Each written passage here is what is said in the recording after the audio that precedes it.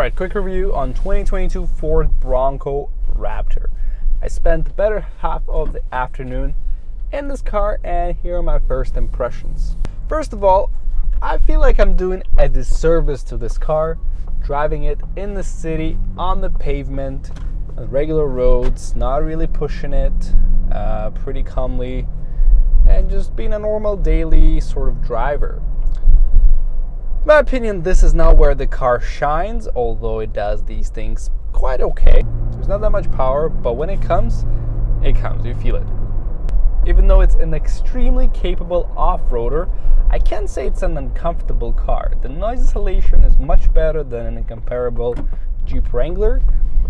The body roll is almost unnoticeable for such a large car, and like I said, it drives really well.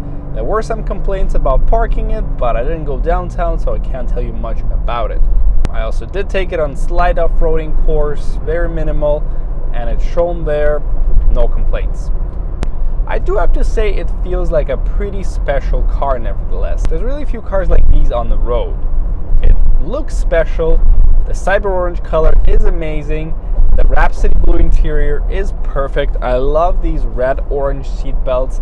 I like everything that's inside. I didn't get to experience the roof and the doors off, but I'm sure it is awesome. That's what the car, again, is meant to shine in these off-road, no roof, no door situations. But even if you have everything on, and if you don't take it off-road, it's still a pretty capable daily driver if that's what you choose to do. Now, would I personally pay $100,000 for this car? I don't think so. It's just not a car that's meant for me, for my style of driving and my lifestyle, but I do see why it's worth that much.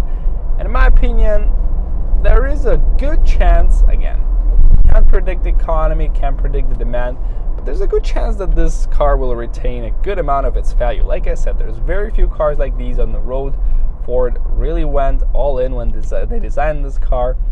They made it special, it feels special, and it deserves its place to be. I also like the fact how it's pretty customizable. There's a lot of options to choose from. You get the customized exhaust, customized springs, customized wheel. You have a bunch of settings to play with. I do like this part of the car. The infotainment is also very comfortable. You have a big 12-inch touch display and all the controls that you need in terms of climate and media control are physical, which I also like.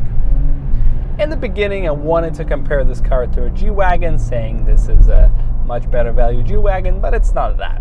It is a different car. Again, they both have their own space.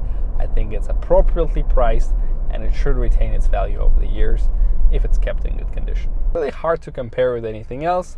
Defender is a different sort of beast. Wrangler, maybe, but feels like it's just a knockoff cheap version of the Bronco. So in a way, it gets its own niche in the market. Anyway, my advice, if you're really into hardcore off-roading, looking for a bit more luxury, something more special that you can both take to your courses and drive in the city, this car will shine through it. If you're more of a city driver and looking for a little bit of off-road, maybe it's not the car for you.